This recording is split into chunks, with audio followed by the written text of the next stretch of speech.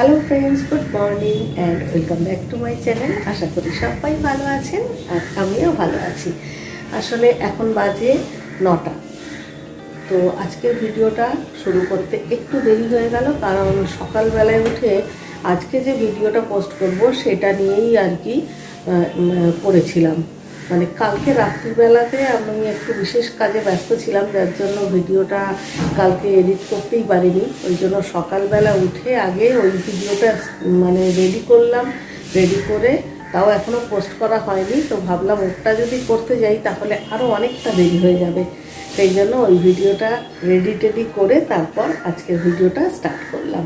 তো চলুন, 9টা যেহেতু বেজে গেছে, তো সবার আগে চা খাবো আর তারপরে রান্না শুরু করব।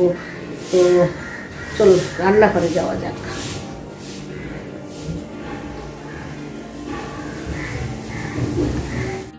আপনারা যারা আমার আগের ভিডিও দেখেছেন তারা আমার এই কাজটা সম্বন্ধে বিশেষ পরিচিত, কারণ প্রায় বেশিরভাগ দিনই রাত্রিবেলায় খাওয়ার পরে আমার আর টেবিল মোছা হয় না। মানে অন্যান্য এত কাজ থাকে, এক্সট্রা ভাত, এক্সট্রা তরকারি, সেগুলোকে মানে ছোট ছোট বাটিতে তোলা, ফ্রিজে তোলা, তারপরে রান্নাঘরেও টুকটাক কাজ থাকে, যার ফলে টেবিলটা আমার পক্ষে আর মোছা সম্ভব হয় না। আসলে এটা কিছুই না, টেবিল মুছতে এমন কিছু সময় লাগে না, কিন্তু ওটা একটা আলসেমি লাগে যে সকালবেলায় ভালো করে মুছে দেবো। তো যাই হোক, সকালবেলা 2-3 বার ভালো করে মুছে একটু ফ্যান চালিয়ে দিলাম, তো যাতে করে টেবিলটা তাড়াতাড়ি শুকিয়ে যায়। এবারে টেবিলের উপরে যে ট্রেটা থাকে, ট্রেতে কয়েকটা খুব জরুরি জিনিস থাকে যেগুলো সবসময়ই খাওয়ার সময় লাগে।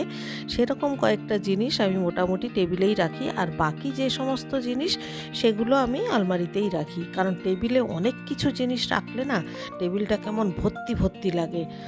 এবং যখন দুবেলা খেতে বসবো তখন মানে ভাত বাড়ার আগে মনে হয় যেন টেবিল পরিষ্কার করতে হবে, তারপরে খাবো, কোথায় খাবো। যার জন্য টেবিলের উপরে খুব বেশি জিনিস রাখতে আমার একদম ভালো লাগে না। যাই হোক, কথা বলতে বলতে চাটা করে নিলাম, আর বিস্কুট দেখলাম শেষ হয়ে গেছিলো, তো বিস্কিটের প্যাকেটটা কেটে বিস্কিটগুলোকে কৌটোর মধ্যে গুছিয়ে রাখবো। আর আজকে আসলে আমার একটু বিস্কিট খেতেও ইচ্ছা করছে, সেই জন্যই কাটলাম। অন্য দিন তো আমি বাদাম দিয়েও চা খেয়ে নিই, তো আজকে মনে হলো যেন একটু বিস্কিট খাই। মাঝে মধ্যে একটু চায়ের সঙ্গে বিস্কিট খেতে ইচ্ছা করে। তো যাই হোক, আজকে বিস্কিট দিয়ে চা খাবো। তো চলুন চাটা এনজয় করি। সকালবেলার এই চা খাওয়ার টাইমটা আমার কাছে সত্যিই খুব নিশ্চিন্তের এবং খুব মানে আমি এনজয়ই করি। খুব ধীরে সুস্থে বসে চা খাই, একটু ফোনের কোনো কাজ থাকলে সেটা করি, হোয়াটসঅ্যাপ দেখি, আবার যদি কখনো বাজারে যাওয়ার থাকে বা কোনো কিছু কিনতে দেওয়ার থাকে বসে ফর্দ করি। মোটামুটি আমি যখন চা নিয়ে বসি সকালবেলায়, তখন ফোন, চশমা, ডায়েরি, পেন এগুলো সবসময় নিয়েই বসি, যে চা খেতে খেতে টুকটাক এই সমস্ত কাজগুলোকেও একদম সেরে নেব তার জন্য।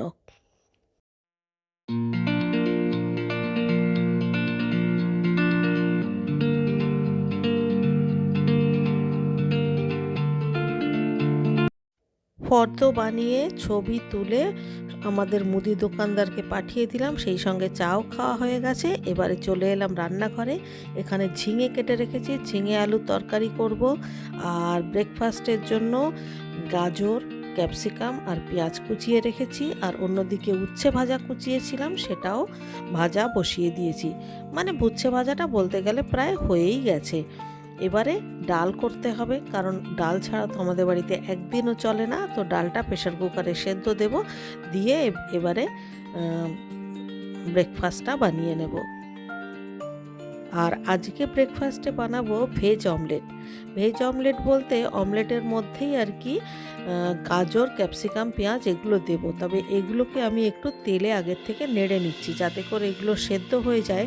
আর অমলেটটা তো খুব তাড়াতাড়ি তৈরি হয়ে যায়, তাই ভালো করে একটু নুন দিয়ে সেদ্ধ করে নিলাম। এবারে প্রথমে ডিমটা ফাটিয়ে দিয়ে দিলাম। এবারে ভাজা সবজিগুলোকে ওপর থেকে ছড়িয়ে দেব, আর সেই সঙ্গে কিছুটা চিজও গ্রেট করে দিয়ে দিলাম। তো চিজটা দেওয়ার পরে ভাজা সবজিগুলো দিয়ে দেব।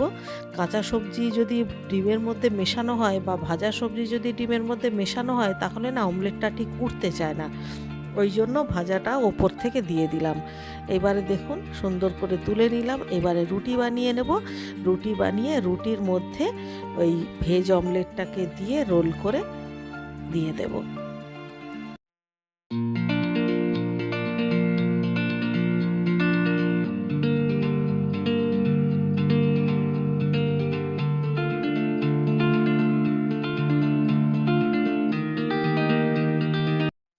এটা হলো শর্টকাটে একটা হেলদি ব্রেকফাস্ট। এখানে রুটিও রয়েছে, সেই সঙ্গে ডিমও রয়েছে, সেই সঙ্গে অনেকটা ভেজিটেবলসও রয়েছে। এবারে ওপর থেকে একটুখানি ড্রেসিং করে দিলাম, মানে একটু সস দিয়ে দিলাম। তারপরে এরকম পিস পিস করে কেটে দিলে একটা একটা করে ধরে ধরে খেতেও খুব সুবিধা, আর এটা কিন্তু খেতেও বেশ ভালো লাগে। তো হলো না শর্টকাটে ভীষণ সুন্দর একটা মানে ব্রেকফাস্ট রেসিপি, মানে সস্তায় পুষ্টিকর খাবার। এখন এবারে রান্না শুরু করব, আর তার আগে তেলের কন্টেনারগুলোকে রিফিল করতে হবে। আসলে কালকে ভেবেছিলাম তেলের কন্টেনারগুলোকে একটু পরিষ্কার করব, কারণ মোটামুটি 10-15 দিন বা 20 দিন হয়ে গেলেই না এমন যেন ওপরের ঢাকনাগুলো খুব চটচটে হয়ে যায় আর খুব বাজে লাগে তখন হাত দিতে। আর তেলের কন্টেনার পরিষ্কার করতে একটু সময় লাগে, কারণ গরম জলের মধ্যে ভিজিয়ে সেইভাবে পরিষ্কার করতে হয়। তো এটা আমি এর আগেও একবার মনে হয় শেয়ার করেছিলাম। আপনারা যদি না দেখে থাকেন তাহলে এর পরে যখন আমি আবার যখন পরিষ্কার করব তখন আপনাদের সঙ্গে শেয়ার করব যে খুব তাড়াতাড়ি তেলের কন্টেনার কিভাবে পরিষ্কার করতে হয়, এবং এত সুন্দর পরিষ্কার হবে আর এত সহজে, মানে সেই ট্রিকটা যদি আপনারা একবার জেনে নেন তাহলে দেখবেন আপনাদেরও বাড়িতে, মানে আপনাদের কিচেনেও তেলের কন্টেনার কিন্তু একদম ঝকঝকে পরিষ্কার থাকবে। তো যাই হোক, এদিকে আমি ডাল বসিয়েছিলাম, ডাল রান্না হয়ে গেল। আর আজকে রান্না খুব একটা বেশি কিছু তো করব না, সেটা আগেই বলেছি। এবারে এদিকে ভাত করব, আর করেছি মাছের ঝোল, সেটা আমি দেখাচ্ছি। তবে ভাতটা সবার শেষেই বসালাম। আর এখন এবারে যে সকাল থেকে বাসনপত্রগুলো পড়েছে সেই বাসনপত্রগুলো মেজে নেব। আর তার আগে এটা দেখুন, এটা হচ্ছে আজকের আমার মাছের ঝোলের লুক।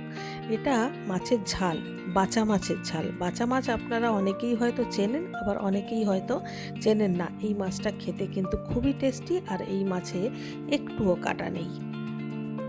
আজকাল তো সকাল বিকেল সন্ধ্যে 3 বেলা বৃষ্টি আসছে, কিন্তু এই যে এখন রান্না বান্না শেষ হয়ে গেছে, এই যে এখন স্নান করতে যাব, এই সময় একদিনও আমি বৃষ্টি পাই না। ঠিক যখন আমি কাজ করি, রান্না বান্না করি, তখন দেখবো মুষলধারে বৃষ্টি আসছে। আর এখন দেখুন পুরো রোদ্দুর। মানে এই সময় বৃষ্টিটা আসলে আমি একটুখানি বৃষ্টিতে ভিজতে পারি। আমার তো বৃষ্টিতে ভিজতে দারুণ লাগে। একটুখানি বৃষ্টিতে ভিজলাম, তারপরে এসে স্নান করে নিলাম। সেটা একদিনও হচ্ছে না, রোজ বৃষ্টি হচ্ছে। মানে হিসাব মতো বর্ষাকাল তো এসেই গেল, রোজই বৃষ্টি হচ্ছে। কিন্তু দেখুন সব কাজ কমপ্লিট হয়ে গেছে, এবারে 5 মিনিট বসে স্নান করতে যাব। কিন্তু বাইরেটা দেখুন, দেখেন ঝকঝকে রোদ্দুর উঠেছে এখন। আবার ঠিক স্নান টান করে যখন খেতে বসবো, কিংবা হয়তো খেয়ে দিয়ে উঠবো, তখন আবার অন্ধকার করে বৃষ্টি আসবে। একদিনও মানে আমার ভাগ্যে বৃষ্টিতে ভেজা জুটছে না। দেখি কবে হয়। চলুন এবার ঘরে যাই। এরপর দেখা হচ্ছে সন্ধেবেলায়। সন্ধেবেলায় আমাদের একটা ইনভিটেশন আছে। তো আমি রেডি হয়ে গেছি, আমাদের আজকে একটা জন্মদিনের অনুষ্ঠান আছে, তার জন্য রেডি হয়েছি, সেখানেই যাব। যদিও অনেকটা দেরি হয়ে গেল, কিন্তু 8:30টায় গেলে ভালো হতো, কিন্তু এখন 8:30 বেজে গেছে। তো মোটামুটি প্রচণ্ড গরম লাগছে। মানে একটু হালকা করে মেকআপ করেছি, কিন্তু কেমন যেন দেখুন, মানে 5 মিনিটের মধ্যেই পুরো সব ঘেমে ইয়ে হয়ে যাচ্ছে। আর আমরা তো আর প্রফেশনাল মেকআপ আর্টিস্ট নই যে ওই সমস্ত কি যেন বলে, ওই কি যেন স্প্রে করে মেকআপটাকে সেট করবার জন্য, সেসব তো নয়। আমরা তো ঘরে যা থাকে তাই মোটামুটি 2-4টে প্রলেপ দিয়ে দিই। কিন্তু তাতে যেটা হচ্ছে, যখন মেকআপটা করলাম তখন তো বেশ ভালো লাগলো, কিন্তু এখন না দেখুন ঘেমে একদম ইয়ে হয়ে যাচ্ছে। ওই বাড়ি পৌঁছাতে পৌঁছাতে কত দূর ভালো থাকবে বুঝতে পারছি না। কিন্তু যাই হোক, আচ্ছা আমাকে কেমন লাগছে। হালকা একটু গয়না পরেছি আজকে, অনেকদিন পর। গয়নাগাটি পরতে তো ইচ্ছা করে না, তাও ওই হালকা গয়নাটা ঘরে ছিল, সামনে বিয়ে বাড়ি আছে তো তার জন্য তুলে নিয়ে এসেছিলাম। এই গয়নাটা পরেছি, এই জন্য দেখা যাচ্ছে না। এই তো কানের দুলটা, এটারই একটা সেট, এটা পরেছি। ঠিক আছে, আমি রেডি, আর সবাই রেডি, চলুন যাওয়া যাক। অনুষ্ঠান বাড়ি থেকে এইমাত্র ফিরলাম, এখন 1:45 বাজে। তো সেখানে গিয়ে আমাদের প্রচণ্ড মজা হয়েছে, সবাই এত আনন্দ করেছি যে কোনো ভিডিও বা কোনো ছবি কিচ্ছু তুলতে পারিনি। মানে গিয়ে আর যেতে যেতে আসলে দেরি হয়ে গেছে না, একটু সময় পাইনি আসলে। সবার সঙ্গে এক একবার ভিজিট করতে করতেই আমাদের সময় পার হয়ে গেছে, যার ফলে কোনো ভিডিও টিডিও কিচ্ছু করিনি। তারপরে এখন 1:45 বাজে, বাড়ি ফিরলাম। ফিরে আগে গা হাত পা ধুলাম, ফ্রেশ হলাম, তারপরে ভাবলাম ভিডিওটা তো শেষ করিনি, কারণ কথা ছিল ওখানে গিয়ে কিছু ভিডিও করব, তো সেটা তো আর করতে পারিনি। তো সেই জন্য বাড়িতে এসেই এখন ভিডিওটা শেষ করছি। তো ঠিক আছে, ভিডিওটা এই পর্যন্তই থাক। কাল সকালে তো আবারও দেখা হবে। ততক্ষণের জন্য সবাই ভালো থাকবেন। সবাইকে tata, good bye, good night and love you all.